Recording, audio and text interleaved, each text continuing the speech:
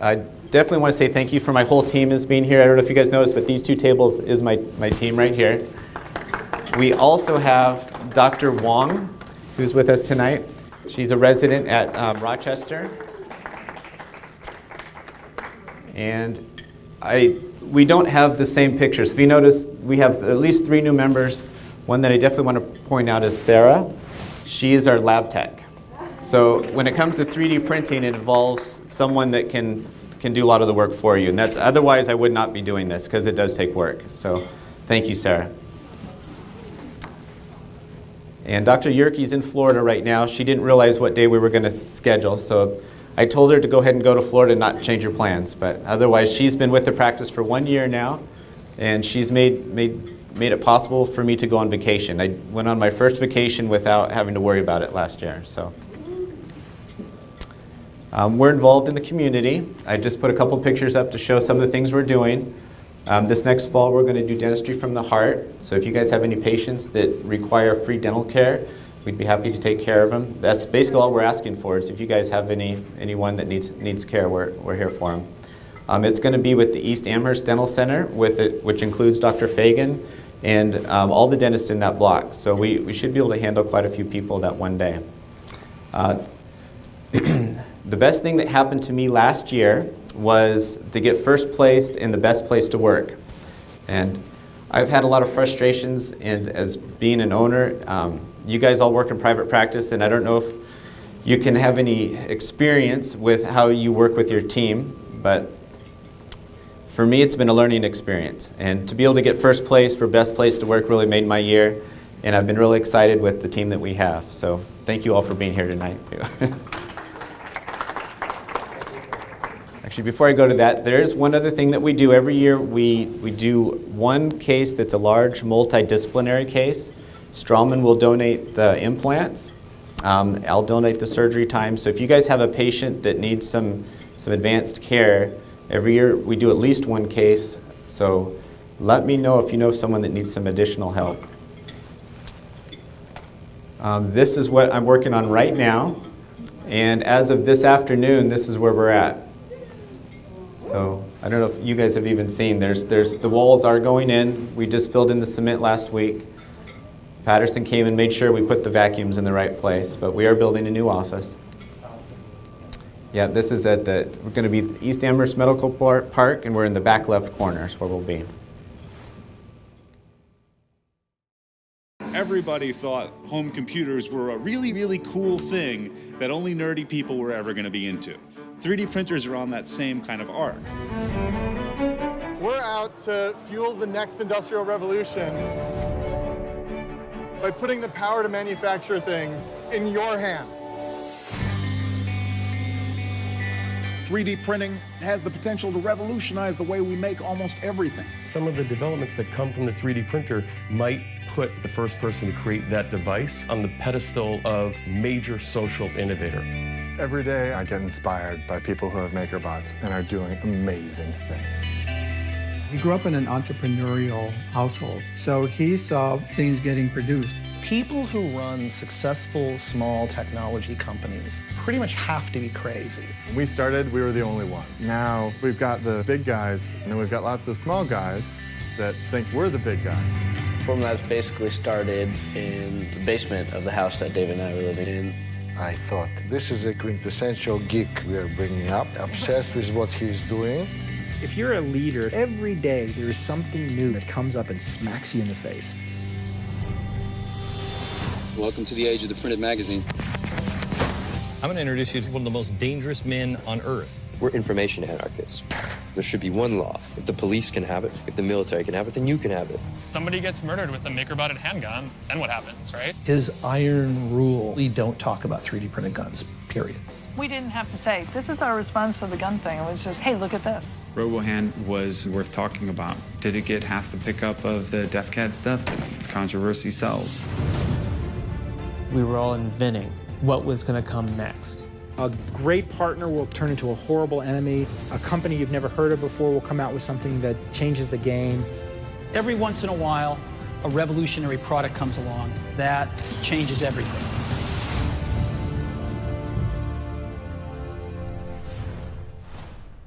Has anyone seen that video, documentary? So I watched it and I got really excited. I went out and bought a 3D printer the next day. And I was so excited that when I opened the 3D printer up, I actually put a camera on myself. And, you know, I didn't realize till afterwards that I had a short sweater on. When I leaned over to pick up the box, you could see my whole backside. So I'm not going to show the video here tonight. It's one I'll just keep in the private file collection. But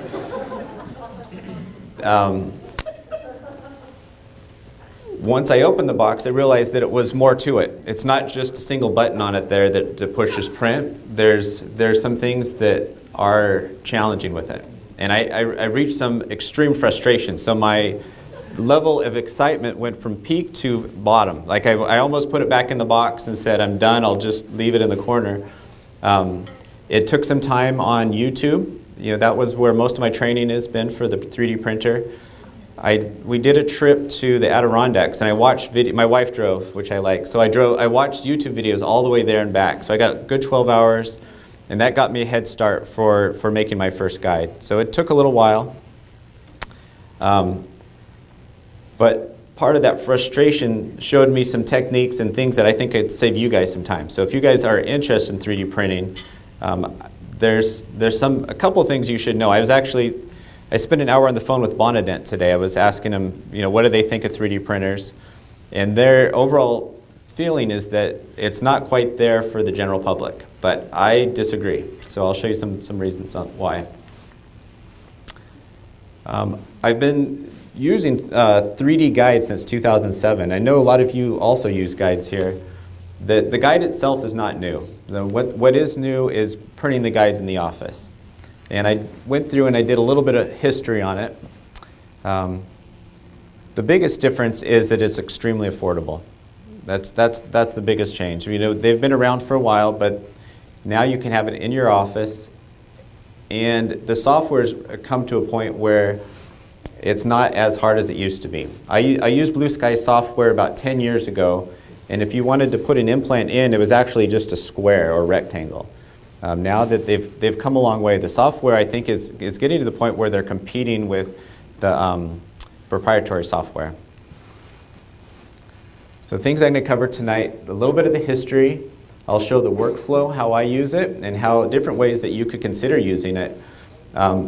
What's neat about the workflow is that you have so many different choices. You don't have to use it the way I'm doing it. There's other ways that can actually help you very much without having to know very much about the software at all. I'll talk a little bit about the research. I do want to thank Dr. Wong for giving me a full lit review. I did read it, but I'm not necessarily going to include as much literature. As primary pictures is what this is going to be. It's very clinical. I'll show a couple case studies, and then I'll show you a couple steps for integrating into your office. The main one is come to the workshop April 4th. So the history is, it's in the yellow, so it's harder to read there, but 1986 was when the first commercially available printer was available. And that's the SLA, which is the stereolithographic, which is the most common type of printer that we currently use for 3D guides. Shortly after 1989, they had a printer available that you could print metal. And you can see that it's not a very high quality piece of metal, but they found that if you shoot a laser into the right material, it would form a nice solid metal material. The computer they used was a Commodore 64. So has anyone else had a Commodore or seen them? I had them. I was in second grade when I had a Commodore. So I don't know if that dates me or tells you where I'm at, but I had a tough time working with it because it would take about 3 disks to get one program to work, and it would usually stall or have a problem within 15 or 20 minutes. And then 1992, they came out with the fused deposition modeling, FDM. And this is very similar to taking a hot glue gun. It's positive extruded, and it designs it, basically prints one layer at a time, which is the same type of printing that stereolithographic printers are. They're basically one layer at a time. This does it basically out of a hot glue gun. The first commercially available printer didn't come out until 2005, and it was $50,000 for that printer. So it was a little, if you think about where we've come since 2005, there's a big difference in cost. However, people do buy CEREC machines. So I don't know what the current cost of a CEREC machine is, but it's still more than 50,000, right? Yeah. So even at 50,000, I think you guys could, it'd be a very reasonable thing to have in your office. So then in 2006, they had the open source printer. It looks a little bit complex. I would not have stepped into it at that point. If I saw that, I would have no idea, how to build a 3D printer. But there was a community that got excited about this, that was very excited about making their own printers. And then 2007, the first printer sold under 10,000, but it was not very widespread. They had a very difficult time with it. It wasn't until 2013 that Formlabs delivered the first printer, and that's basically what the next Netflix story is. It's a neat story because they did a Kickstarter campaign. If you've seen that, it's basically a GoFundMe site where they said, if you guys give me money, I'm going to make a printer for less money. And when they did the campaign, they actually raised $3 million, and it was plenty of money to get them started. And since then, they were very successful. I think one of the companies in that documentary sold it for a very big number. I don't remember it. 6 years later, they could retire. And I was actually looking for printers in the future, like where's the technology going? And I realized the future that I was dreaming about happened in 2015. There is a carbon printer that's now available. And I actually have a video of the carbon. I'll show you in a little bit here. Whenever I mention 3D printing, almost everybody remembers this story. Isn't there somebody that printed a gun? So it was Cody Wilson. He called it the Liberator gun in 2013, which did cause some controversy with 3D printing. And the MakerBot response was basically they did not talk about the gun. They just went and they made a robotic hand. And they spent quite a bit on marketing on their hand, and they didn't have very much, it didn't really sell any more printers than the gun. The gun is really what caught people's attention on 3D printing. You can still print a gun today, but I would be very careful about downloading it and using your own printer. There's still a discussion around that. I went online and I found what you could find, and there's a lot of actual plans for guns, but I would be very cautious about downloading that. I'm sure somebody's watching where those files go. So 3D printers are used all over, not just dentistry. They're printing organs now. Feet, ears, hands. So I'm going to go through a couple things that you should look for if you're going to pick out a 3D printer. The three most common types of printers that I see. First one is the FDP printer, and there are many people making guides with this type of printer. It's the least expensive. It's very practical. The guides are very accurate, but it doesn't have the same quality that you get from a stereolithographic printer. I almost bought that printer first, but then I called some of the guys that are making the videos, and they said this printer's not going to be around, in the next year or two. It's really not worth for dental practical use. The stereolithographic, you can see it has a pool of gel, which is resin, and it shoots a single laser into that gel to make the model. That laser has to draw the entire image, and then it drops down a level, and it draws the entire image with that single laser point. This is very similar to the Formlabs printer, the Formlabs 1 and the Formlabs 2. I do know that there's some local labs that are using those printers, local dental labs, and those printers are actually very reasonable. So you could actually have the same printer in your office that the lab has currently. The digital light processing, the difference between this one and the stereolithographic is instead of a single laser point going into the material, it's a full projection. So it cures the entire level all at once. So the biggest difference is it doesn't take any longer to build a whole set of models than to build one model.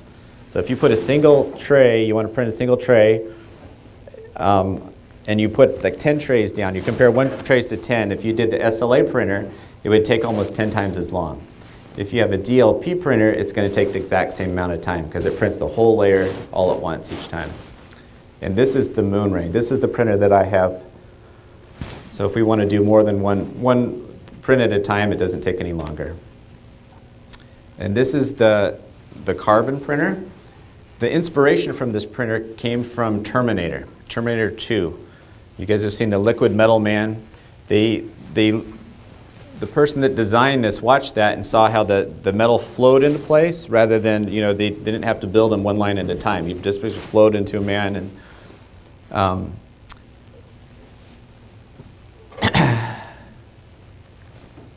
I can't explain the technology, but because there's this oxygen permeable layer, it's actually able to build it all at once. So the advantage of this is it can build it much faster and it's much stronger and it takes almost no supports. So let's see if they have the video show here. There it goes. So this is at 7 times speed. But if you guys would like to learn a little bit more about this one, there's a really good TED Talks video on the inspiration and how they made this printer available. It's even at 7 times speed, it seems slow when you're sitting here watching it, but our current printer takes about 2 hours to print. And when we print with the stereolithographic printers, it has a full scaffolding that's required for the print to work. The difference on this is you can see the entire print is connected at the top, and there's no scaffolding at all. They're also able to print elastic materials.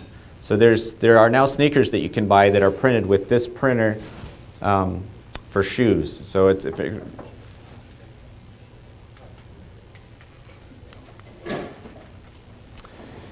so if you wanted to compare, I could show you this guys later, but the big difference you can see in the prices. There's multiple printers that are in the $3,000 to $4,000 range. The biggest jump comes when you're looking at a carbon printer. Then it gets up to about $25,000 per year, and it's because you're renting it. I think after 3 years it's yours, but the actual price is closer to $75,000. Things that I would say that are very important is the follow-up. You need someone that can help you with your printer. I've found that the way that you learn is very different. We are fortunate to have Marissa McCormick as an instructor on the 3D printers, but we don't always have that. In Buffalo, is there anyone else that does what you do? Nope. Marissa is the only person that you could talk to that can help you right now. In New York State. Does that include New York City? No, there's one here. There's one person in New York City, but Marissa's pretty much the only one. Most people learn through YouTube, and that's basically where I learned. We couldn't get Marissa in, so by the time she made it in, we kind of already started, but we would have had you in sooner. So here's the workflow. This is what I use. I use a 3-shape scanner. The biggest advantage of the 3-shape is the color feature. I use it so when I make temporary crowns, it helps with getting the shade just right. The research on these shows that it's very comparable to a photospectrometer, which is very accurate in selecting a shade. It's more accurate than the visual test. So there are some research, some studies showing where they do the visual test, compare it to this, compared to photospectrometer. And this and the photospectrometer both are about the same, quite a bit better than a visual.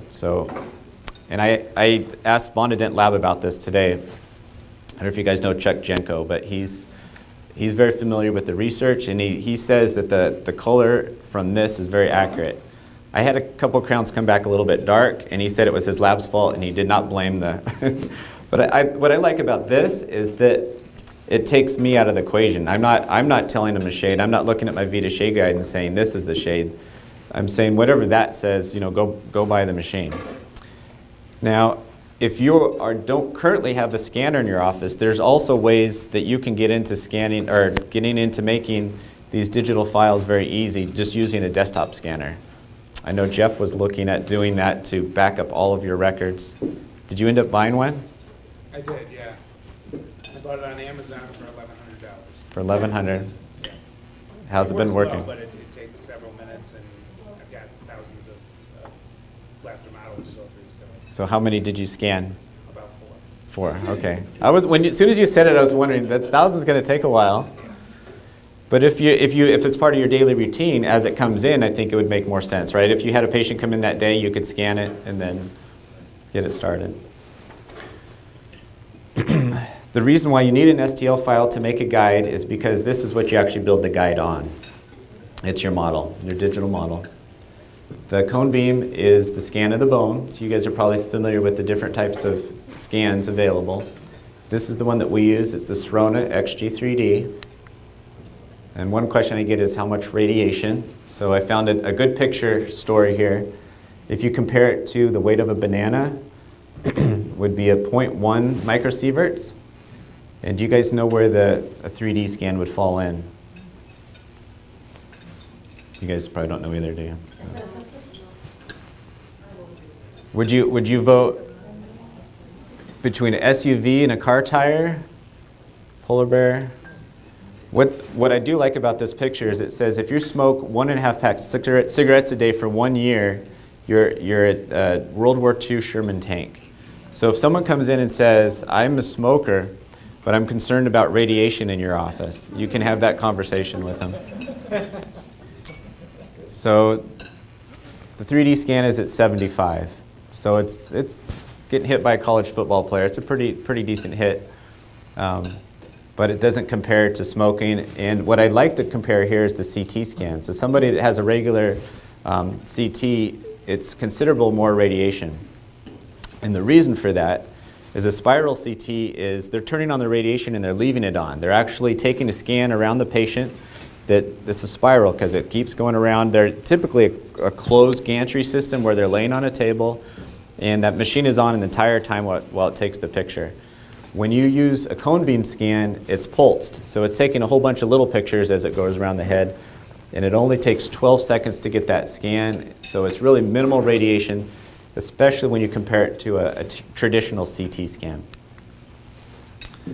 So there are various options of software. Marissa has told me multiple times that I should get the Co-Diagnostic or the 3Shape. And I've ignored her, and I've gone with the Blue Sky Bio plan. The reason why is it's free, and that's primarily the only reason. I've decided that I'm ready to get the next one when Blue Sky Bio is not able to do the job. But I've found that the free program is much better than it used to be, and it does get the job done. When I say free, it's not completely free. It's $20 to export the guide, so there is a cost there. And I think they're financially doing quite well because they are sending this to everybody. If the whole country pays $20 per guide, they have the means to grow and develop. And I've found that to be very true over the last 6 months. They've added features that have actually made it much easier to use than even 6 months ago. So they have a team that is constantly evolving. There's updates coming out monthly with it. So the Co-Diagnostic I use with the labs that I work with, and the Co-Diagnostic is nice because it adds one feature that I have not been able to get out of Blue Sky Bio, although I may at some point, and it's the timing, which is when you put an implant in, we can control the depth, the angulation, but now we can also control the rotation.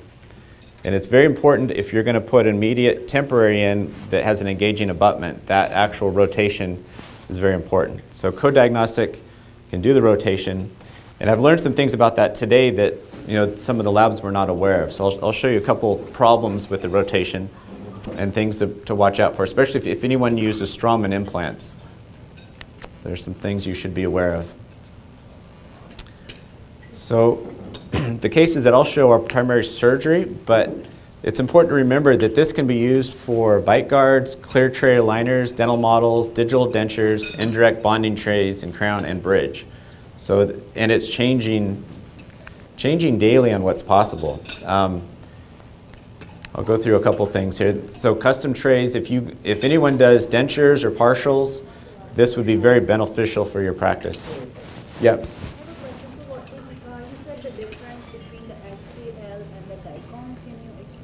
Yes, great question. The difference between the STL and DICOM. So I've had Sarah training our staff on the denture, and that was the question she asked me. It's like, why do you need both? Why can't you just use one? If you're going to build the guide, you build the guide on the STL model. STL model is essentially your model that you would, if you took an impression and you poured it up, that model is the STL. In digital form, that means that's a picture of the outside of the model. The DICOM is the picture of the bone. Now, when you place an implant, you need to know where the bone is so you're not hitting any vital anatomy and that it's in a safe position. but you also need to know where the teeth are. Now you could only use DICOM. There's ways to only use DICOM, and I'll actually show you that's with the Ferguson technique. So you could get away with just the DICOM, but there's some challenges because the DICOM quality is not as high as an STL file. So STL, because the quality is so high, it's the ideal thing if you're going to do crown and rip bridge, or if you're making a surgical guide, it has the ideal quality to build the guide on. So when you work in the software, you build the guide on the model, but you use the bone to do the planning where the implant will go.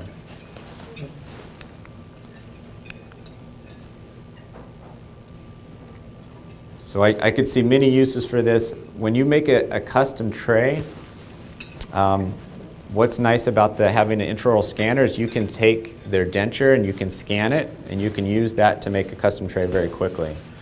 Also, if you have a patient that may lose their denture, you can scan it and have a backup, or you could have the lab. Even if you don't have any digital in your, I'm kind of curious, how many people have an intraoral scanner? So a couple. So if you don't have a scanner, you could still have your lab do some of these things. If you want to make a backup denture, it's very easy now. I don't know if you're already doing that, but you can give your patient 2 dentures to start with versus 1. Just tell the lab, make 2 of them. If they're using these techniques, it's very easy, and it's a pretty minimal cost compared to starting from scratch, and flasking it. So clear tray aligners are a very good option. I'm not endorsing doing this if you're not an orthodontist or you don't have some background in ortho. But if ortho is something you do in your practice, this would be a very good way to do it. I know Marissa's been making some trays. We've done one set just for practice, and it actually works quite well. The challenge I've had is just getting the buttons to stay on. I don't know if you guys have done any ortho, but getting the initial buttons to stay in place is a little bit of a challenge for a clear tray aligner. I was reading just this week, they are now printing the actual plastic aligner portion rather than printing the trays. It's a challenge because it's so thin and you need the right flexibility in the material, but I believe the carbon printer is probably going to be the best way to do that, because you can create a tray that has the right flexibility, the right amount of resolution, the high quality enough to be able to be the tray rather than just printing the models and then doing a vacuum form over the models. If it sounds overwhelming to design the case, you can easily have someone else do the design and then you can print it. So just things to think about. I don't know if anyone does any ortho. Does anyone do ortho? Not too much? Okay. So you can make models, temporary crowns. The question that a recent dentist asked me is, I can make a temporary crown in 5 minutes. Why would I ever want to take the time to do this to make a temporary crown? So if you're doing a bigger case and you have multiple teeth, doing a digital wax up may be a little bit quicker than having, well, depends on who's doing the work. So if Sarah's doing the work, it's much quicker versus having you to sit down. There's no wax involved. It's not messy, so you can have the work pretty much done, ready to go. And you can have a backup set ready too, because patients do break crowns. If you're doing multiple teeth, it's nice to have another set just ready. If they break it, no problem. Well, it's already been taken care of. And this is something I just saw recently in a magazine. You can actually prep and seat in a single visit. So has anyone tried that yet? I think it's pretty new. But the theory is instead of making a surgical guide for placing an implant, this is a guide for prepping the tooth. And because they know exactly where you're going to prep the tooth, they can actually design the restoration ahead of time as well. It sounds like a good idea, as long as everything fits and everything's exactly where you want it. Bite guards are a very practical way. This is actually pretty straightforward once you get the system down. And this is primarily what I'll show is a couple cases where we're making surgical guides. It actually has the metal ring, and it does control the angulation and depth. The ones that I make don't include the timing, so I don't actually have the rotation built into it. So on those cases, I'll actually send them out to the lab and have them do it for me. When I first started this, I'd be concerned that labs would be worried about what dentists are going to be doing with 3D printing. Is it going to be taking all of their work? I think if the labs are smart, they're going to actually join in with these 3D printers and make it just part of your workflow. So instead of telling the lab, can you print this for me, you'll just say, lab, just send me the file, I'll print it. And typically there's a difference in fee. So if you look at a lot of the things that you do in dentistry, a big portion of that fee is actually the manufacturing. So by being able to take the manufacturing and do it in your own office, you can still literally have the same amount of your own lab time, which is pretty much nothing, if you have a team that can help you with it. So you can print 3D titanium now. So there's printers that can print the titanium. And I actually have a system down now. I don't do any of this type of surgery, but things that I would do would be a ridge augmentation. You can actually have the titanium pre-formed and pre-printed that actually have the screw access already built into it. So part of the time in surgery is just shaping it, getting it to the right position. You could print the bone and shape it yourself, but instead of doing that, there's one step easier where you can just print the titanium mesh, and then during the surgery, you literally just place it and screw it in place. So there's ways to make it quicker. And I showed this type of guide because this is a very specific type of guide, which is, it's a stackable bone reduction guide. Most of the time when I do this, I'll have the lab make it because I don't want the responsibility of making it incorrectly. This is all of the guides that we make. The big thing to remember, which Dr. Fagan was just discussing earlier today, is it's restorative driven. So you can't make a guide unless you know where the teeth are going to be. You can't make a denture without knowing exactly how much space you need, exactly how much room there is for the teeth. If you put the implants in without knowing those space requirements, you could be in a difficult situation. It may even change a treatment plan. So this type of guide can help create the space and predict the implant position ahead of time. What's nice about this specific design is it's stackable. Once the guide's in place, you don't have to take it out again. There's other systems where you can switch out the guides, but if you damage any of your points that you're resting the guide on, the next guide's not going to fit well. So I do prefer a stackable guide. I did a case recently where I used the implants as the position of the bone reduction. So you could basically put the implant in deeper, but then you kind of lose all of your orientation. As soon as you drop the implant 5 millimeters below the crest of the bone, all of a sudden, how do you know that there's no way to check it? My faith in the guides has changed. Initially, it was really high. Part of my research in dental school was determining how accurate is the scanner. The scanner is extremely accurate. The STL file that we make with the 3 shape is extremely accurate. But then there's a million variables between those points. So when you take your scans to putting it in the mouth, I'll actually show you a full page of variables that you should be aware of. Oh, there it is. Sources of error. So I put it under 6 different categories, but each of those categories is something you have to be very careful with. The scanner we have to calibrate routinely. With the 3D printer, you can actually print, it's pretty straightforward. Sarah did it the other day where she printed a block, and it tells us exactly, basically it creates 2 different pieces that you push together, and based on what it says when you put the thing together, it will recalibrate the machine for you. So it will do it for you, but you have to realize that that's one of the features. You can't just use it forever. You have to recalibrate the system. So I'm not going to take the time to go through these. On the hands-on workshop, we'll probably spend a little more time saying which ones stand out, which ones are important, which ones don't ignore, otherwise it won't work. So the accuracy of the guide really depends on how much support you can give it. So the ideal guide is tooth supported, and one of the papers shows that the mean apical deviation, basically this is from the very tip of the implant, can range from 0.1 to 1 millimeter. So the thing that surprised me most about all the papers I read is the range. You want it to be, I think it should be 0.1 to 0.2. It really should be in that range. 1 millimeter is still within safety. We always give ourselves at least 2 millimeter distance from the nerves. But I saw some studies that were showing up to like 5 and 6 millimeter deviation. And I don't know what they were doing. Like, it should never be that far off, but 1 millimeter can happen. If it's tooth supported, I would predict it to be less than 1 millimeter though. If it's mucosa supported, you know, all bets are off. So what I like to do with mucosa supported is ideally is put a couple mini implants or a couple implants in that you can lock your guide to. So when you take the scan, it's reproducible. The point that you scan it is exactly the same way as the day of the surgery. Otherwise, if the denture doesn't fit well, that position can change. So if they have a really nice thick arch and when you put the denture in, it locks right in place, you can use that to build your guide. But if the denture is a little bit loose, it's not a good situation to build the guide from. So I'd find a way to make it tight before you make the guide. If it's bone supported, it's a little bit better than mucosa supported.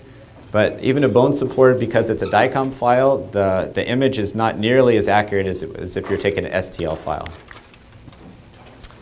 So this little picture shows how much difference you can have. So if the very top of it is the ring where we're putting the implants in, you can see the further you go from that ring, the further deviation you can have in your implant positioning. And it's something to consider when you're planning. Sometimes the rings with the guides, there's not enough room for them, and typically the lab will say, well, just make it a little bit higher. But the further you bring the ring away from your implant, the more deviation you're going to have with that final position. So sometimes it's kind of a decision, you know, a clinical decision, whether or not you bring the ring further away or use a smaller ring and just have the 2 millimeter drill. And it just depends on how accurate it needs to be for that case. So there's a significant amount of backward compatibility with these. Now if you go and buy a new cell phone, it's going to have a new cord, and every phone you get after it is going to have a new plug-in. So what's nice about this is there's significant backward compatibility. What I mean by that is if you are taking impressions and you're pouring up models, you can use those models in the same way that we would use anything else. So if you do a wax up and you say, I want my implant exactly right here, I want it to be restorative driven with where this tooth position is, you just give me the model, I can scan it in, and I can mesh that scan in and make the guide from that. So if we take a scan and you say, why did you take a scan? You didn't have the guide in place yet. We can actually, all I need is the model with the scan appliance in place, and I can merge that into our file. That works as long as it's tooth-borne. If you're doing a complete edentulous case, they need to be wearing it when they take the scan. If it's tooth-borne, you can get away with doing it after the fact. The other exception is if there's significant amount of artifact. And when I say artifact, you see the picture on the left, you can see all the scatter.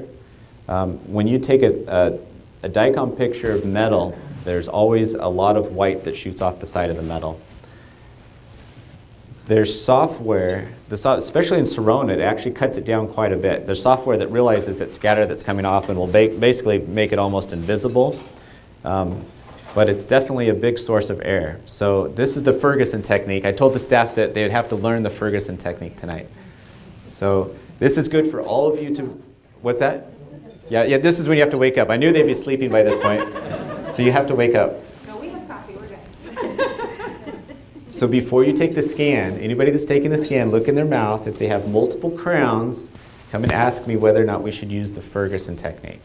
The reason for that is, with all that scatter, it can be very hard to work with the software. And basically, it's when you merge the DICOM with the STL file. It's very difficult if there's too much scatter. And the way you get around it is you take a plastic impression tray, and you put the radiographic markers into the tray, and then you take an impression, and you have the patient take the scan while they wear the impression. Then you take the impression itself and take a separate scan of that impression. And in the software, you can line those two up, and it eliminates all the scatter that you see here.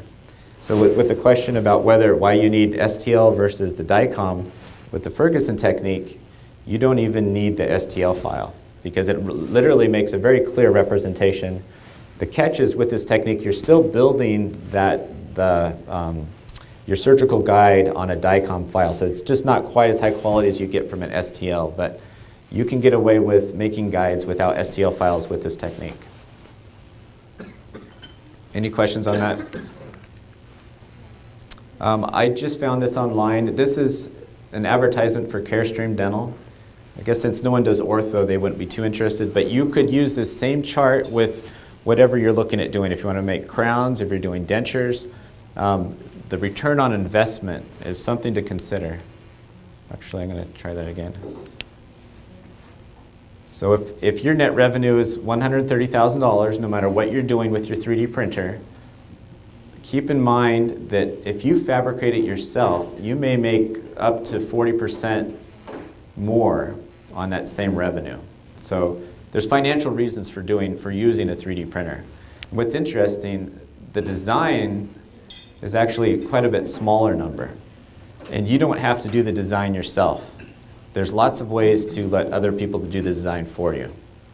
So if you're not into computers, and I realize not everyone's into computers, you can push a button, someone else will do the design, then you print it yourself, and you make this much more money. So it's something to consider when you're running the numbers. I made an emotional decision because I was excited about a printer, but it's okay to make a calculated decision based on your numbers for your practice.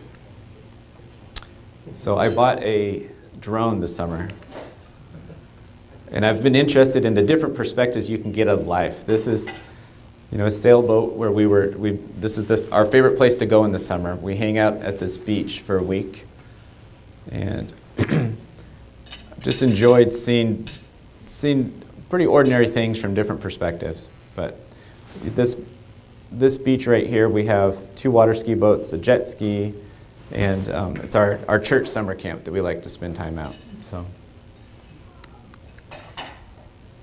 So a couple reasons why you should use a guide. These are not my cases, and these are not your case. I made a point not to bring anyone's case for these next 2 slides. There's a couple of them here. So if you guys are creative, you'd have to think about some of these very hard before you restore them. So here's another very challenging situation. More implants is not always better. And this one may have looked perfect to the patient. It may have actually worked perfect. I don't know how many years that was in place, but do everything you can to avoid that situation. Found a couple more online. When they're floating in the sinus, they may notice it every time they shake their head. And then if you put implants too close together, it's not healthy. There are some rules that you don't want to violate there. By the way, this the one is not screwed down. Yeah, it's completely open contact. Tarnow had a couple rules for how close you want to put implants next to each other. And you can see it actually has caused some bone loss there. And it's probably bone loss all the way down the side on this one. And then if you're not planning on putting teeth in, you can do this technique. This one looks horrible, but that was one of the first cases that I saw in periodontics. This case came in and they asked, can you do something to make it look more normal, at the top part? So I did some grafting here, but as I've looked at these cases over the years, the best option for these is to make a sleeper implant. Do a nice big, basically bury it down, cut the top off, cut it, make sure it's below the level of the bone, do a nice thick graft over the top, and then do a bridge. It's really the best option. So, all right, these are my cases, so you can give me a hard time now. This is a case where I had a very narrow ridge. This is a young female who had just finished up ortho. And you can see the bone is very narrow here. Picture doesn't show even, it's almost black and white. You'll probably notice right away that the bite isn't fully closed on the right side. The patient had already been in ortho for 3 years, and I had a discussion with the patient, the orthodontist, and the prosthodontist much before we even started anything. And they'd all agreed that the ortho was complete at this point. So we even set the patient back and said, go have one more conversation, make sure that's as much as they can get. And this was a case where they were unable to get to completely fill in the bite here. So the plan with the prosthodontist was to fill in these 3 and be able to close the bite on the right side restoratively. Just a question. Yeah. Because I do get these referred now and then, and especially when the prematurities are back on the first and second molars. And I've had cases that are open 3 or 4 millimeters anteriorly, and the orthodontist doesn't know where to go, what to do, and really occlusal equilibration is something that can really, you know, just because of, and everybody's different in terms of the curve of that arch and how much it takes to close it, but you know, you do a mounting and you can test it out, you know, with a face bow and mock adjustment if you're not sure, but a lot of times you can close these up pretty significantly and limit the amount of buildup that you have to do. If you're considering occlusal equilibration, I would highly recommend to refer to Dr. Fagan. I've seen some cases recently where the patient, she was probably 45 years old, had never been able to fully close. And she'd seen a lot of different dentists. She explained to everybody that I have a real problem. No one had been able to help her. And then I saw her 2 weeks later and it was like almost, she had no problem at all. Like the occlusion was like almost perfect. So taking the time to go through that process with him is huge. And she was she was very excited that she could finally close together after all those years. So it works. So you can see on the study here, the ridge was very narrow, about 4 and 5. You can see if you placed a narrow implant, 3-3 is a very narrow implant. If you place that, there would actually be no bone at all for support. So this is a good case to have some additional support. You can do that freehand, but it's basically even possible even with a guide at this point. Here's a little closer up view. You can see the implant outline is exactly the same as the ridge outline. So I did a couple videos where I actually recorded me going through the process. So you can kind of see the workflow. This is the Blue Sky software, and you can see this is a DICOM file. So this is the same patient, and it's showing the bone and the teeth. You can actually see at this point we actually had a screw in place right here. You can't really appreciate how the ridge is healed because during early healing, the bone's actually a little bit more radiolucent. So this is not a great image for showing where the bone's at, but you can see that the screw's in place there.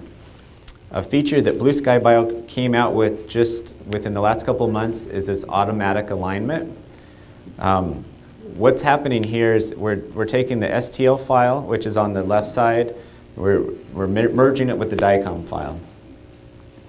It's very important that these two files merge precisely. So I know some people do make their own guides and do work with the labs. This is one thing that I do like for them to show me. Just show me the merge is what I say. And then what they'll do is they'll scroll through right here and show me exactly how that yellow line lines up with the bones. The yellow line is actually just an outline of your STL file, and it's putting that overlay onto the DICOM file here. And as you scroll through, you'll notice right there, see there's a gap. See the yellow line does not touch the teeth. So this was actually the first time that I tried this automatic setting. It is actually perfect on all the other teeth, but right there you see there's a little gap.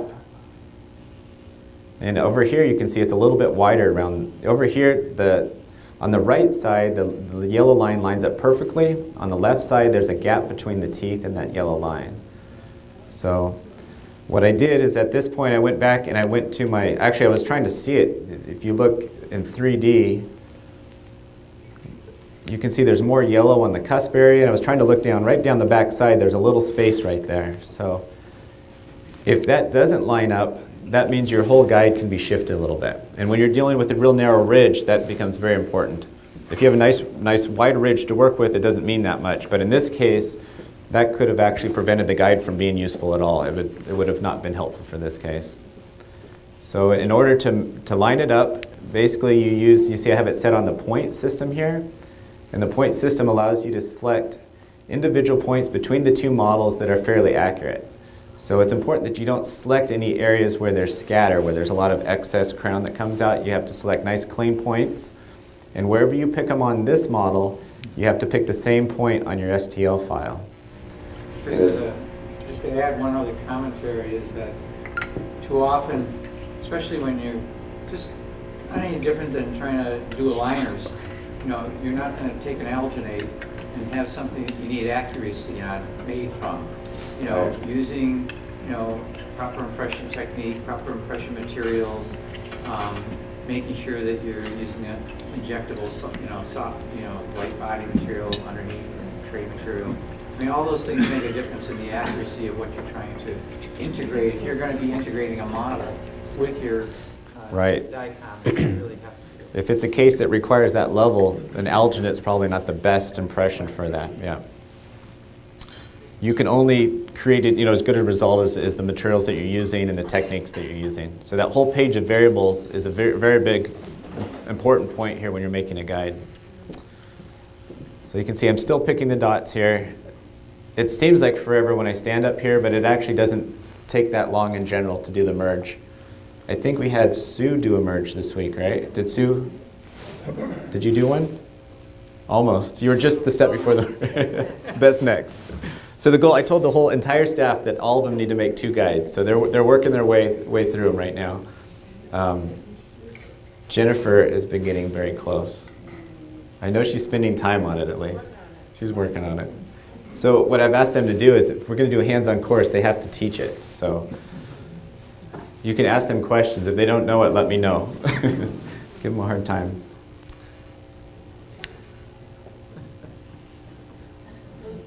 So you can see I did the point method, and now when we come back here on the model, this is closed right there. See, it's nice and tight. Right there. So finally made it work. So I'd still call them digital wax up, but there's really no wax. So there's probably no real reason to say wax up anymore.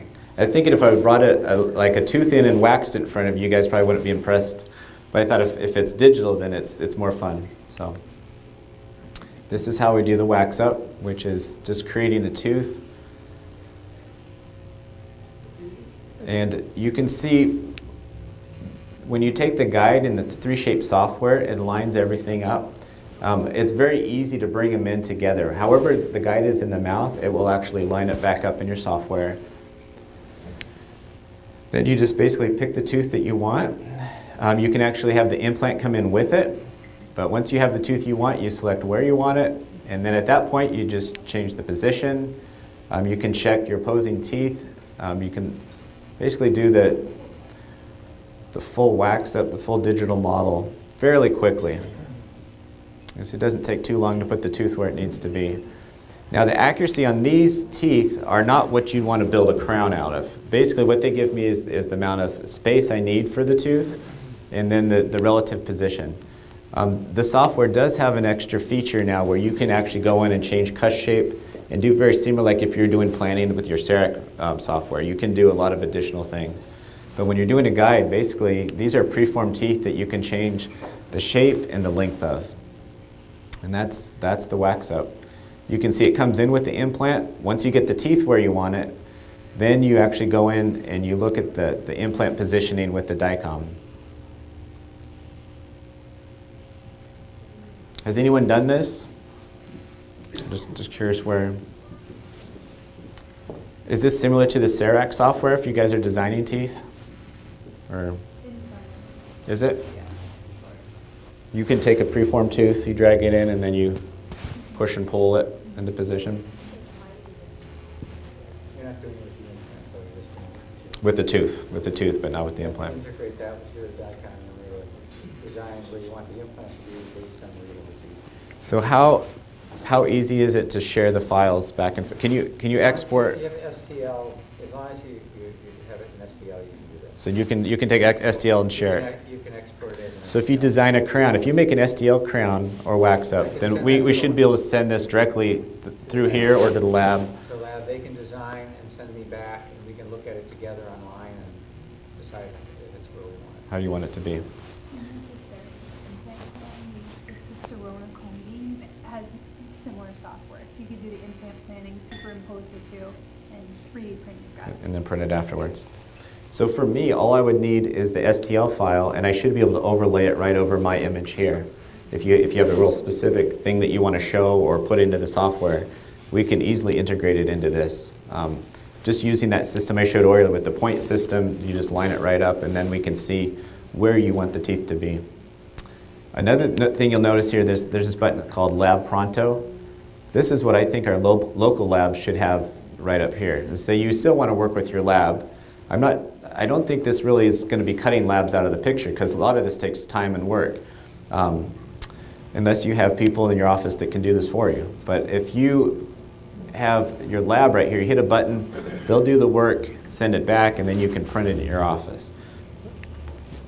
I think local labs should be thinking about that seriously because there's enough people that will be doing this. And then the guide fabrication. What's neat is this is a fairly straightforward process. So what I'm doing at this point is I'm just telling the computer where I want it to form the guide.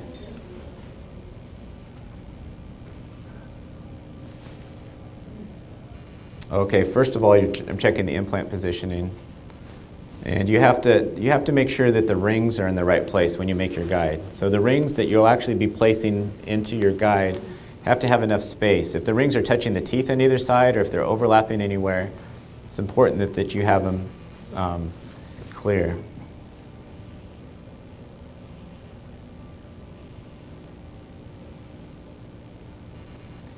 This is a very important step. Whenever I have one of the staff place the implant for me, the first thing I like to do is basically check the wax up or the digital models, and then this tool allows you to select right on the implant and rotate around the implant to make sure that the implant's right where you'd like to have it. Make sure it's in the bone. And then you can go through each implant and make sure that that aligns correctly. So you can check it from every single angle. You can see that the pin's still in place at this point.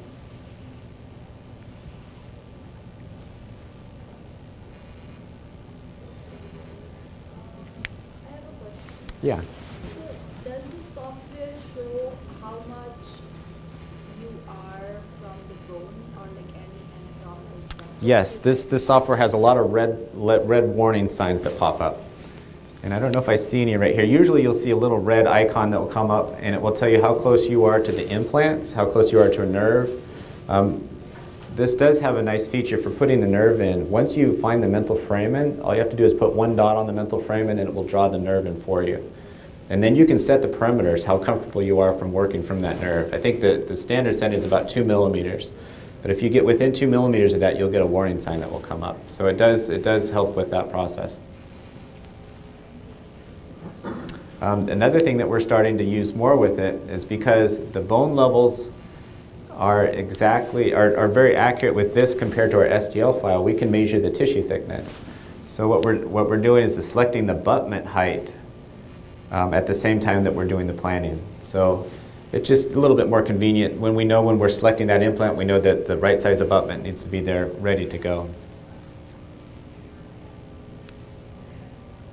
And I just wanted to show how it draws it. I think we're almost to that point here.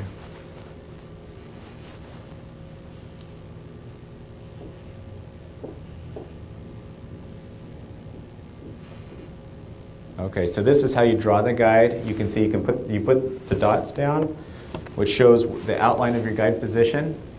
And then you hit the edit button, and you can actually change and you can fix the orientation of your guide.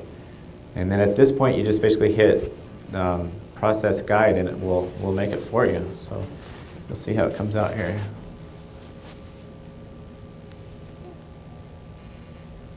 So it's making the guide. You can see the ring position. In this case, the patient didn't actually have enough space to use a fully guided system. The rings were in the way of the teeth and each other, so I had to use 2 millimeter size rings just for the starting point.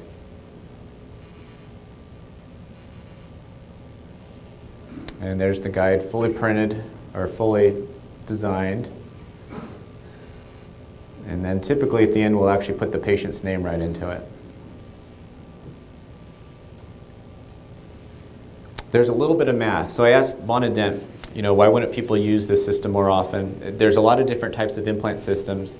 If you use the proprietary software such as Co-Diagnostic, it will make it very easy for you. It actually gives you a recipe when you go to actually place it in the patient's mouth. They'll say use this handle with this drill. When you do it this way, it gives you a number. It will say 21 millimeters. So what do you do with 21 millimeters looking at your cassette? Straumann necessarily doesn't want to tell you what 21 millimeters means because they want you to use Co-Diagnostic. So what they came down to for me is a digital ruler. It's very accurate. I also went into their catalog and found the exact links to the the height on the drill sleeve, which is 1 and 3 millimeters, and then I got the exact height of all the drills. So the bottom line is it took some math. So if this is something you want to work through, I can show you the math and how it works. But the variables are that there's a lip height of on the top part of this ring here. There's the height of the ring itself. There's the distance between the bottom of the ring and the implant. There's the length of the implant. And then there's the length of your drill to make sure it works with everything in between. So there's a lot of little pieces that are involved in that one little equation. And it sounds super complicated. When I first learned all those pieces that were in the middle, I was about ready to give up. I was like, I don't even want to do this. But then I realized that the only number that matters is the top of this ring to the bottom of the implant.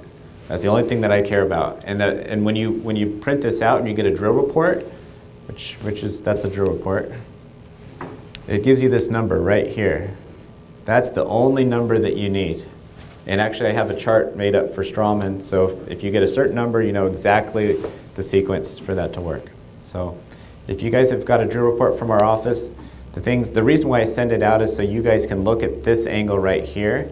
This shows the implant and the crown, and it's important information. I do everything I can to do things so you can make them screw retained, but in situations like this where it's a narrow ridge, that's the only position that implant can go in. Even with significant grafting, it's not going to be a screw retain restoration. There's definitely going to have to be a custom abutment. So I enjoy having that ahead of time, so you can have that discussion with your patients. I know there's an additional fee with that, so knowing that before we start can facilitate. I talked to one surgeon. He said he sent a patient, he was doing guided surgery, and the dentist got upset because he had to do a custom abutment. The angle was off a little bit, and he actually ended up having to pay for it. So I'm not suggesting that, but I do like to have that communication done ahead of time. So you can see here's the actual surgery. I did a ridge split augmentation. The reason why I like this technique is it keeps cortical bone on both sides of the ridge, and it also keeps a blood supply to that piece of bone. So other ways that I will do is a ridge a veneer graft with a titanium mesh to help hold the bone graft in place. But if possible, in their case the bone was fairly soft and it worked quite well just to push that ridge forward a little bit. And I also did a veneer graft with it, so I did both. So you can see I had the screw in place. The only reason I put the screw is just to make sure that buccal bone stayed facial. And then I did a graft with it, which was internal as well as on the facial. And you can see with it closed, it filled in the rest of that facial contours. And here you can see immediately afterwards, the advantage of having the 3D is you can see, fairly quickly where your graft material is. Roger? Yeah. From the standpoint of when you're printing a guide, and you mentioned, obviously you have the zone of safety between how large those rings can be, and it limits you in some degree. Are you able to print guides that you can put your cylinders in of various sizes, or is it? I mean, the one you showed is just printed to a particular drill size. No, with Blue Sky you can pick whatever size ring. So in this case, you can insert different size rings yes. into that. I just want to confirm that for people. For this case, I used only 2 millimeter pilot holes, so I wasn't fully guided. But when you're using a 3.3 millimeter final implant size, that's essentially the same.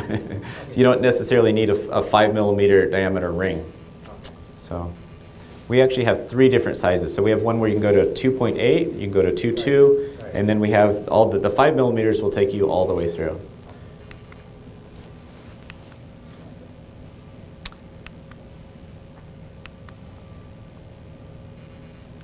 And then we placed the implants 5 months later. I was hoping to get the pictures. They're actually placing the temporaries tomorrow. I found out at the prosthodontist. But otherwise, everything was healthy. She was not brushing it well, so I was not happy with that. We went over that with her, and she's going to clean that up. But otherwise, there was no probing depth around it, and there was a nice thick wall of bone. Can you go back? Yep. So just another commentary, just from a restorative standpoint. When you see these situations and you have some limitation of space that you might like, and you have tapered contours of adjacent teeth, especially on a molar, to be able to reduce that tapered contour so that you have less embrasure for food entrapment, that you have more area to design your crown. Think about recontouring adjacent tooth contacts to make your job a little easier. So, when's the best time to do that? I would do that at the beginning. Right, it helps me if you do it even before I take the picture, because then we'll, yeah. I mean, but you can still. I've done a couple where we've done it after the fact, but it's helpful to know for the right planning. But and sometimes you don't see that until you have your diagnostic wax up.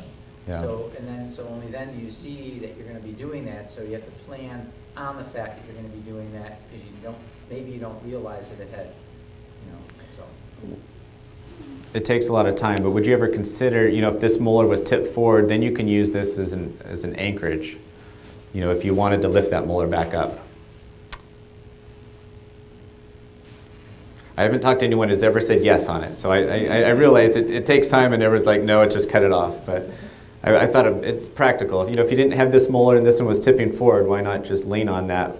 I'm not sure what type of ortho appliance that would be, but the implant would be a good anchor to move a tooth. If it's no distal tooth, it's certainly not a major deal to distalize it. Yeah. It wouldn't take that long.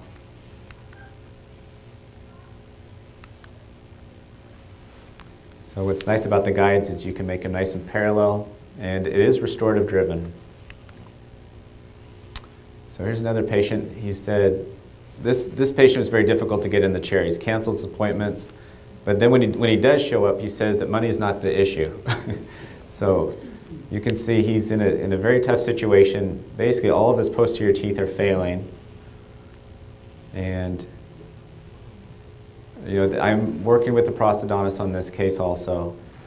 We're basically just getting started. Actually, I can show the pericharting here too. So there's multiple stages. It's not just restorative, not just caries. He's got significant periodontal disease, almost all the molars. So when I see these cases, we start looking, okay, what teeth can we save? Which ones are teeth that you're going to need to keep, and then go from there. Here's the clinical picture. I think this one broke off just recently, number 30. And he basically just wants to make sure he's still in teeth, but he doesn't mind being in pain otherwise. He's a very busy man. So he's usually on the cell phone the entire time while I'm trying to take a look. So this was the plan that we gave him. I always like to start with the end in mind, but when you start looking at this many implants, you say, why not just do the whole arch, or just do the whole, one arch at a time? But he wanted to keep his teeth, and he wanted to start with quadrant dentistry. So I did spend a day with Frank Spear. He did the treatment planning, the art of treatment planning. Has anyone else taken that course? Dr. Tucker? Things you consider when you're having the conversation is how could you sequence things? You don't want to put them in a position that's going to cause harm. If you put temporaries on all the teeth and you don't see them for 3 years, you're going to be causing a problem. But if the anterior teeth are relatively holding up and he's actually happy with the rest of it, what we elected to do with him is basically just treat the upper left and the lower right, and then we're going to do the upper right and the lower left. One thing that you realize as soon as you put an implant opposing a tooth with failing endo is these teeth are going to fail pretty quick. So he's very aware of it. We've told him this is the plan, but we are going to start it in phases. So we start on the upper left. And does anyone notice anything of a challenge with this PA? Yes, good, blood vessel. So if you look right here, that is a blood vessel. When I was in residency, we had a lot of speakers come in and talk about piezoelectric and how nice they are. They don't cut vessels. Very safe. But the other challenge here is how thick the bone is. So if you're using a piezo, how long is it going to take you to go through 7 millimeters of bone? Oh, maybe 5.5. But they're definitely a blood vessel. The other challenge here is if it's a thick bone and the implant's right where that vessel is. You know, even a piezo wouldn't help that one. Maybe you can do a vessel repositioning procedure. I've seen where they've done that with mandibular nerves, where you can move the nerve out of the way to put the implant in a little deeper. But that does add a challenge here. So I looked at it from different angles. You can see that the vessel is definitely right where I wanted to put the implant. Even from the top, you can see that the vessel's right where the implant needs to go. And this one, I think I did this case a little bit quicker, just so you can see the big picture. The same workflow. You can see you import the mandibular arch. It's already lined up based on your 3 shape, and then you can insert the teeth into it.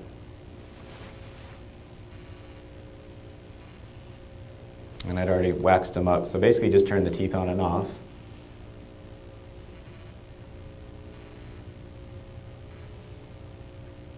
And then you place the implants. It's important to check each implant, make sure that it's in the bone, right where it needs to be. But in this case, it's a challenge because it's a sinus, it's a thick facial wall, and there's an artery.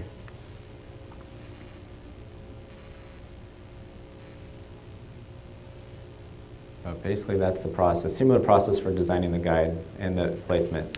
One thing I did do is actually take advantage of some of that thicker bone. That's one thing that you won't see with the two-dimensional pictures. Even though the two-dimensional picture may look perfect if you do a sinus augmentation, you don't know if the sinus graft is actually placed on the buccal or on the lingual. So sometimes the implant could be placed just lingual to your graft. It'd look perfect on a PA. So it's something to consider. So you had plenty of bone on the anterior region, but on the molar at 14, that was fairly minimal.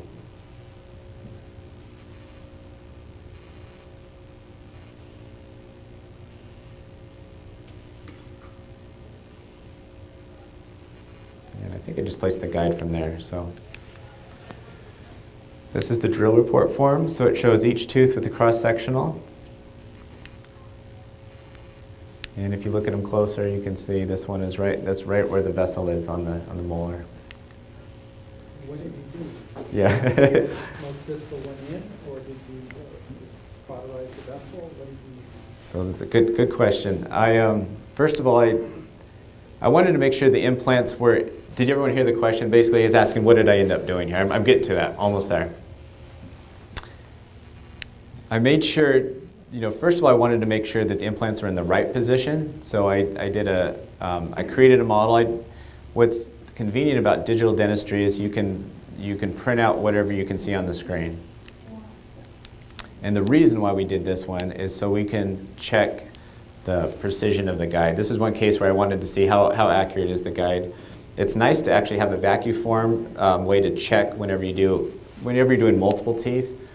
It can be very helpful to, just to make sure that your guide's in place. So my confidence level on guides has really changed over the years. It was super high, and then it dropped to nothing, and now it's kind of in the middle. On bigger cases, I still like to have a check. So what we did is a vacuum form over this just to make sure that the teeth were exactly the same position as we planned with the guide. This is the guide that we printed up in the office. You can see we have 5mm sleeves that match up with our Strawman guided kit. And what I liked about this is what I did is I just put the initial 2mm drill holes in with the guide sleeves. And you see I elected to go ahead and place the implant in the molar position. I see Don's face, I was like, what'd you do? So if you're making a milkshake and you fill the blender up with the ice and you fill it all the way to the top, but you leave the lid on and turn the machine all the way up. That's pretty close what this is like to do a lateral sinus augmentation in this area, because when you hit the nerve, it creates, it's a centrifuge there. So this is how we check. Basically it was nice to have the vacuum form. You can see that the implant was exactly in line where we placed it. One thing that's interesting about this is before guided surgery, I would have rarely ever angled the implant towards the facial. That's something it just goes against everything that I know about implants. I would have taken that and angled it more towards the palate. Doesn't make, you never say, why would you angle it towards the facial? And in this patient's case, all the thick bone, you saw they had the 5mm of bone on the facial, so that it was able to give it a little extra bone. It also made it a little bit easier on the sinus graft that I didn't actually have to lift up the whole mesial wall. I just had to do just on the facial. So I didn't have to go quite as far in. Don's face is still. You're like, why'd you do it? I'm just curious why you positioned it as buckly as you did. Yes, okay. The entry. Well, the reason was right here. So because how thick the wall was right here. So I was able to add about, you can see there's bone all the way up the entire facial portion of it. And restoratively, it was still coming out right through the access point. So it's basically right up and down. So it could have been more lingual, but I wouldn't have had as much host bone to work with. It would be depending more on the graft. So if you said restoratively it made a difference, then we could have placed it more towards the palate. But it's definitely in a very safe position. It wasn't looking clinically, it almost looked like it'd be outside the bone, but it was definitely not outside the bone in that angle. So right there, I agree, that one made me very uneasy, but that's why I checked it with the guide, and that's the way that we planned it. So it was restoratively right where we needed it.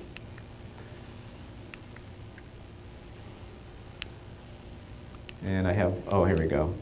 So just so you can tell, we actually went back and checked it. If you took a two-dimensional picture, this is what you'd see. But I went and made sure that we did have some bone. The trouble with taking a 3D image of an implant is you always have some scatter, so you can't actually see anything right through here, but the bone graft was able to see it nicely there. And this doesn't show up well, but this is actually the window. And when I made the window, I hit the artery on the mesial, and it took a while for that to slow down. And then when I finished the prep around the distal, then we hit the artery again. So it made it harder at that point. So it was more of, this is not a technique I'd recommend for someone that's just starting to do sinus grafting. It makes it more difficult. There's not a great way to stop the bleeding. You could consider cautery. The best way to do this is to go by feel. That's what I found. I've listened to Dr. Stephen Wallace talk about this situation, and his recommendation is that you take a suction and you just hold it there until it stops bleeding. So there's more than one option, but it is a challenge to get these to stop. What I did find is, as I was finishing, as I lifted the membrane and placed the bone graft, it was completely stopped at that point. So it's not a long-term problem, but it is definitely a challenge while you're working. So what I thought was neat about the lakes in the Adirondacks is that they're all connected. So you can get on a canoe and literally go for weeks from lake to lake. And the way that these lakes are connected are these little channels, and some of them come down to about 10 feet where you're just going from river, through various rivers from lake to lake.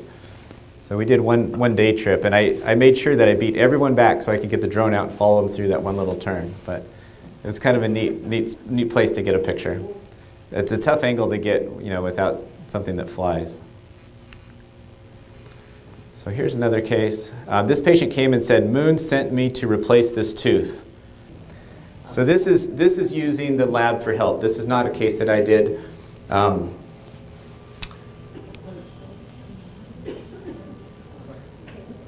The reason I'm showing this is more for the technique than anything else. I know some people, Russ, you're using milled temporaries. All right? So the advantage of this is you're planning the implant placement and you're planning the actual temporary ahead of time.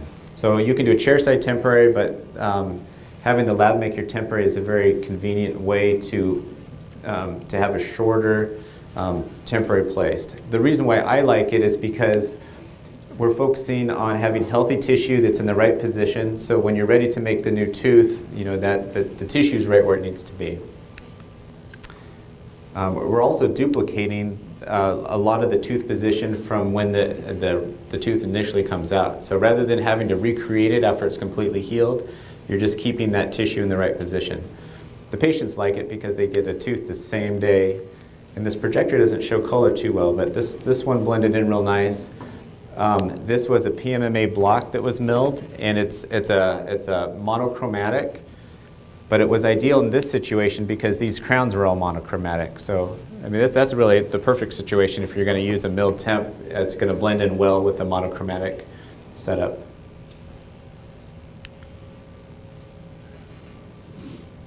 The other reason I like it is if I have the access hole right through the lingual cingulum, you know, I sleep better at night. Sometimes when I place implants, you know, I wonder how is that going to be when they finally see you. So if it's correct here, I'm very confident that you're not going to have any trouble making the final crown fit as well.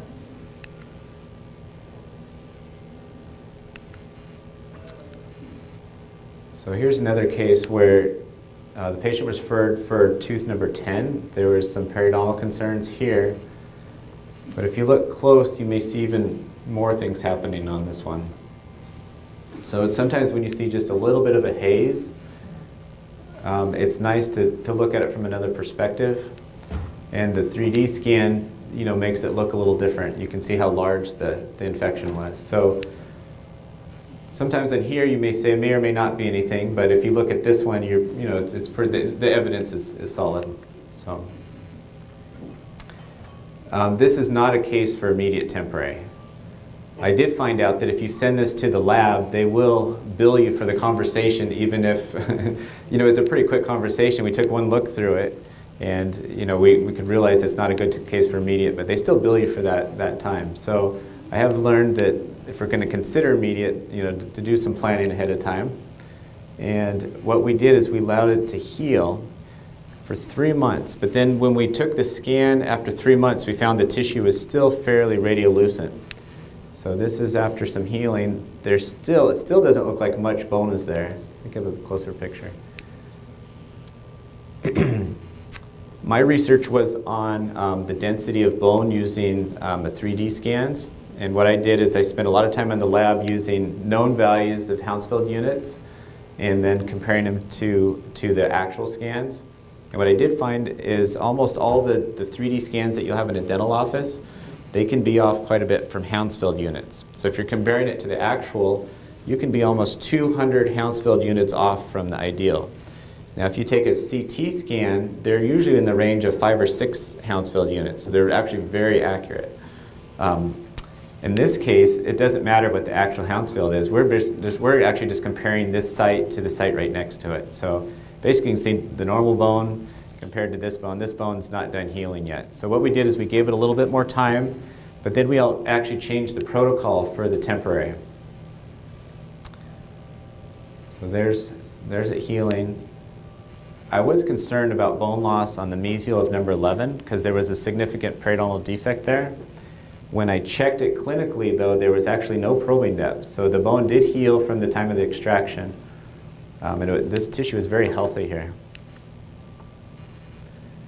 So there's a couple options to give you plan Bs and Cs when you make it a temporary crown. So we made this crown with some wings on it. They're actually full coverage. And it gave us the option, it actually helps align the temporary. This is an engaging abutment, so there's really only one position or I guess 4 positions that it could go in. But these wings give you the option of actually cementing the temporary in place, basically using a Maryland bridge style, which gives you an option in case the implant torque wasn't ideal when you placed it. The other thing that we did is just change the drilling protocol. So instead of ending on the final drill, we stopped 1 drill short, which actually increased the torque quite a bit. So if you use a tapered implant and then stop 1 drill short, it's been rough. 1 drill short, it will increase your torque quite a bit. The other thing that I've been finding a trend with is when you use a guided surgery and you put the first drill in, the 2 millimeter pilot hole, and then you put the guide pin in, I've seen a trend where they all tend to drift towards the facial like this. So what I did is I used the guide, I placed the first drill, then when I put the pin in, I realized that it was tipping towards the facial. Then I went up 1 size further and I found the exact same thing. It actually was still tipping a little bit towards the facial. And I found this trend many times. The reason I was taking pictures of this because it's been frustrating if you have a mill temp that's made ahead of time, when you go to put it in place, why is it a little bit tipped toward the buckle? And that's a conversation I had with Bondadent today, is what do you do about this? Chuck works with a lot of dentists and he gets quite a bit of feedback. The advice he gave me today was, first of all, make sure that your guide's not moving. If the guide tips towards the buckle, then that's a problem. You're gonna make sure you hold it down. I'm fairly confident that I'm holding my guides in place. Sarah holds them down for me also. We make sure the guide's not moving, that's very important. But the bone on the palatal is much more dense than the bone on the facial. And when you put an implant in, we're always putting it more towards the palatal bone.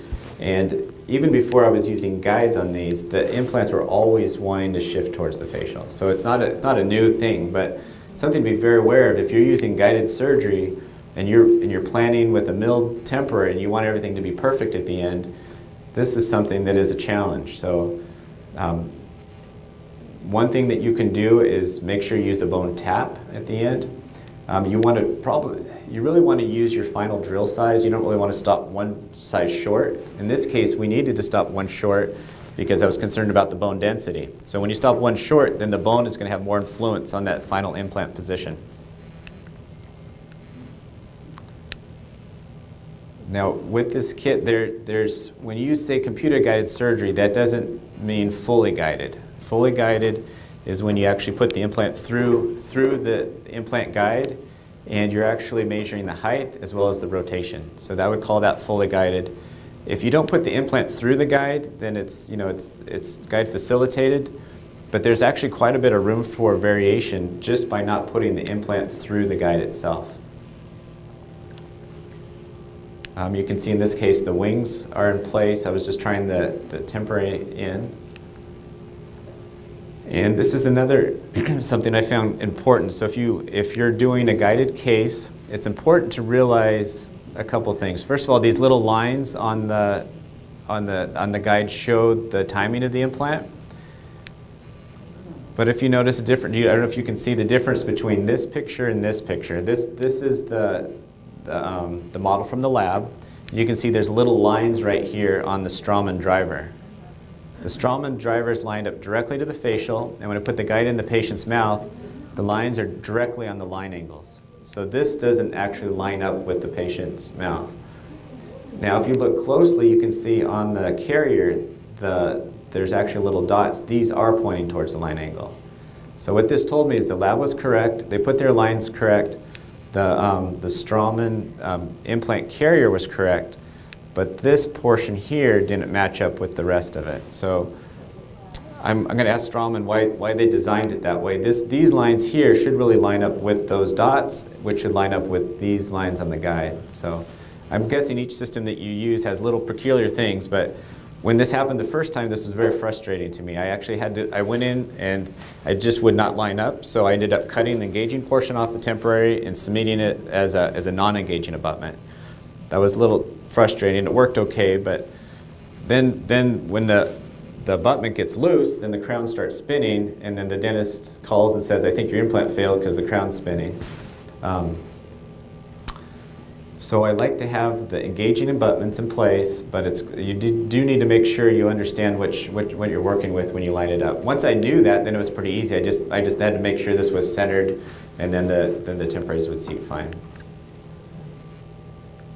So you can see this is the temporary. The tooth was facially positioned, so I did have to reshape it.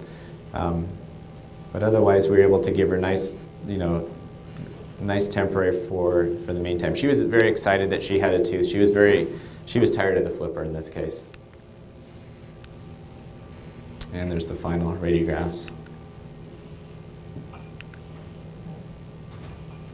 Here's one more case, tooth number 12.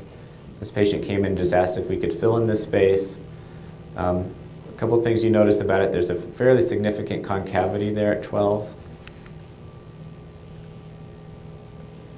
This is a similar idea where we used a fully guided and an engaging abutment, but this one was a cement retained crown, I believe. So ever since using cement retained crowns, I've actually taken many steps to make almost everything I do now is strictly screw retained. I'm not a big fan of the cement retained. Just for making sure everything's clean around the margins, and then I just don't like when you have to take them on and off. It's it's disturbing the implant. It's not as clean. Even if it's through the facial, I'd rather put a filling in place and keep it screw retained. So that's pretty much all I'm asking the labs to do now is screw retain temporaries, even if it's the access is through the facial for the temporary. And in this case, because of the concavity, I did a CT graft. After the implant fully healed, we did 3 months later and filled in the ridge here. So I think I have you can see I did concavity beforehand, was able to fill that space in. That technique is basically it's an apical approach. What's nice about this approach is there's no incisions anywhere along the gum line. So you guys have probably seen the various types of tunneling techniques. You can tunnel to do, originally it was the Pat Allen tunneling technique where you're tunneling the graft, the CT grafts in place or the allografts in place. And more recently, the pinhole technique has had some pretty strong advertising. Pinhole is where you place dots up above and you can tuck tissue in. This case, I used just a horizontal incision and tucked in his own tissue. It's a connective tissue graft. There's also the bone grafting as well prior to implant placement. And you can either do it from a vertical incision on the side or you could, depending on where you're at in the mouth, there's different ways of placing the graft, but it's a nice, very conservative way. The challenge with any type of tunneling technique is you want to make sure there's not too much pressure on the graft material. You want to make sure that it is really loose. But it's nice in that because there's no incisions here, you don't have to worry about a tension-free flap closure. You just have to make sure it's not too much pressure on the graft.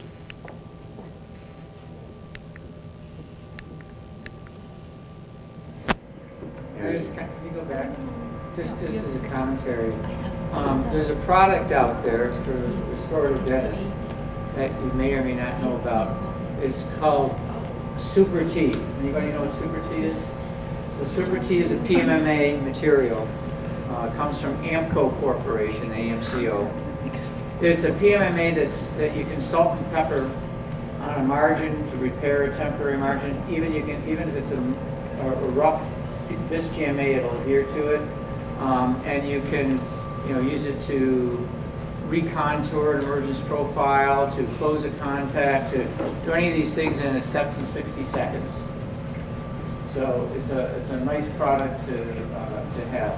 So I recommend that. And the only thing that brought it to my mind is looking at open contacts, and you really don't want to have open contacts, whether it's a temporary crown or especially on an implant, especially if it's immediate load. And you want to make sure, because you don't want to have food impaction in an area that's trying to heal and all that. So just as a brought it to my mind.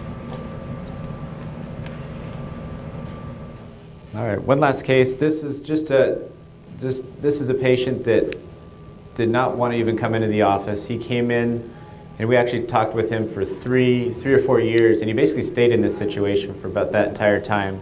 It wasn't until this front tooth was completely loose and there was bone loss around the end of the roots there before he finally said, let's do something. So what we discussed was replacing the upper teeth and maintaining the lower teeth until he's ready to, for the replacement at that point.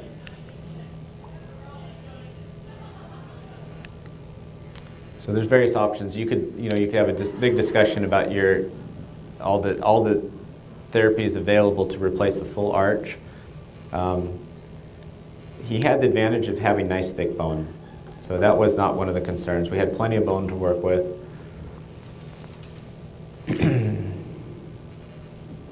And I'm not going to go down that whole discussion, but you guys realize you could go from locator attachment to hybrids to conus connection. What we did decide to do was the conus option, conus connection. Now, if you're all familiar with that, but the big advantages that I see with that technique is because it's a metal on metal connection, there's less maintenance, and it has benefits of both worlds in that when you place it, it's almost like a fixed restoration, but the patient can take it in and out to clean. So, I have a question. Yeah. One of the things that I've always had concerns about with conus is maxillary arch because of the significantly less density of bone and the kind of torque that has to be placed on the implants in the removal daily of that. So do you have any commentary on that?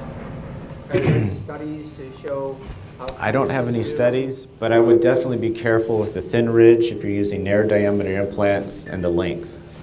You know, if you're a little limited on bone, I think that could be very dangerous. Once it's in place, though, it does give it some stability. So it's from implant to implant. I understand. But I agree, when you're pulling on it and they're pulling hard on one side, that could put some stress that would never be on most implants. Much more so than any other kind Yeah. of attachment. And the dilemma is you can't necessarily engage all the implants. You see, we put 6 in, but we're really just planning on using just 4 of them. You can't put additional conus connection. Now you can use cones. You can use a longer abutment, and you can still attach to them and use it for some support and retention to help protect the lateral movement. So that may be one thing you could consider, so that there's less lateral movements when they're taking it on and off. But you wouldn't necessarily use the actual conus portion of it because it won't fit. I'm sorry, it would have too much retention.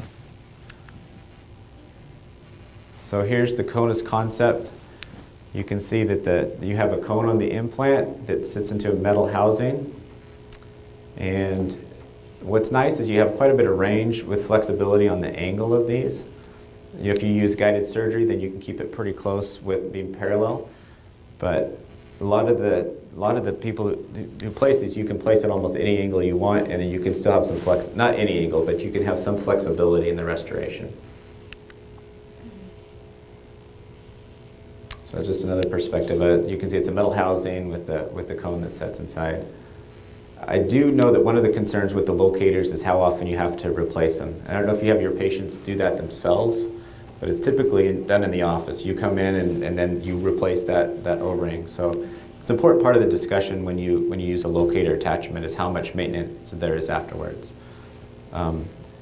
This is a newer system, so I don't know. I know Dr. Soltis in Rochester has quite a few series that he's done. I know he makes coat hangers for his patients or hooks so they can pull them on and off. That's one of the challenges. They have some, I mean, you could purchase them that you can hook on. They've actually designed. They're designed. Do you place a notch in the denture so they can get them off? You certainly have to position something so they can get under. They need something so they can. Just like you're supposed to make embrasure places so you can get floss underneath. I mean, the people have them all so closed up, people can't even maintain, a hybrid that's not removable. So. And you were saying earlier that if they leave it on for a long period of time. If you don't take it out daily, you could have real serious trouble getting it out. So there's still some specific instructions that go with this. Right. So, but then I guess you just change the name. Maybe you could design it as a hybrid. If it stays in, you call it a hybrid. One thing that was done with this case, they were using Trilor blanks, and it's a material that I haven't been familiar with previously. I don't know if you guys have used Trilor. It's an epoxy fiber composite. It says it's used in aircraft technology. One thing that I noticed on that, it has a high strength and a physiological elasticity. So this is one thing that I'm curious about when you're using it with a conus connection. Like, how much elasticity do you want when you have a fixed connection?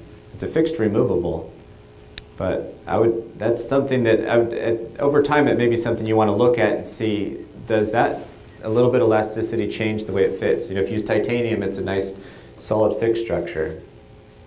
So, but otherwise this case worked very well using the Trilor blanks. It's a nice clean looking material. It's a very light denture. It's especially compared to a titanium milled bar. You still use a guide. We did use Astra in this case, and a big advantage of Astra, there's really only one position that the conus connection, when you place the conus abutments in place, there's only one position that they can slide into. Straumann, it's the Synocta, so you could have 8 different positions. When you're using this technique and you have a cone and it has to be placed exactly the way that you planned it, how do you know that the cone has the right orientation?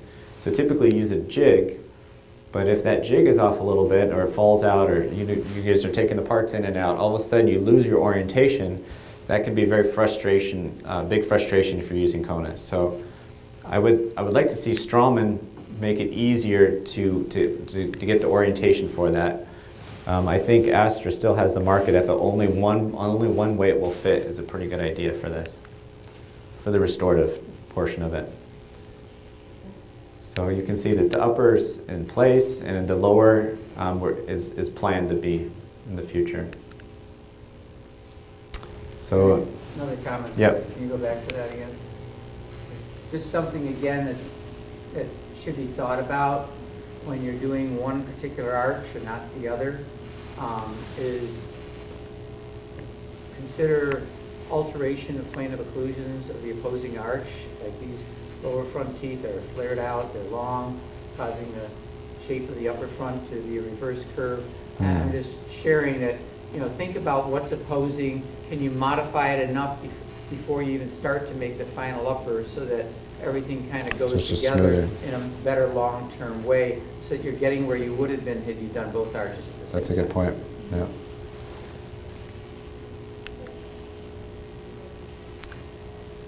So I think 3D printing is rapidly growing. You can see that PFM crown substructures, there's a big part. This is prediction for 2021 US $1 million of how many substructures are going to be printed. So you can see there's a big portion, there's a prediction there. Dental models is already being used. All the models that I've been getting from the lab have been printed at this point. So surgical guides has a big portion of it. But I think there's this whole portion here that I think if you had a printer in the office, you'd find that whether you do the design or you just print it yourself, there's ways to actually save in cost, save on time, make it easier to reprint the case. So I think we're heading towards every office will have one for various reasons. I think the speed is going to increase. We'll be looking at minutes rather than hours. There are some color printed with the FDM printers, but right now color is pretty basic. When we had our first printers in the office, they were the dot matrix, and you had to make sure the paper slided into the little grooves. I think that's kind of where we are with our 3D printing. I think there's a lot of changes that are going to be happening soon. And the truth is, right now, it's already costing you money to not have a printer. So if you look at your ROI, I think there's a good reason to use them. So join us April 4th. Are there any questions?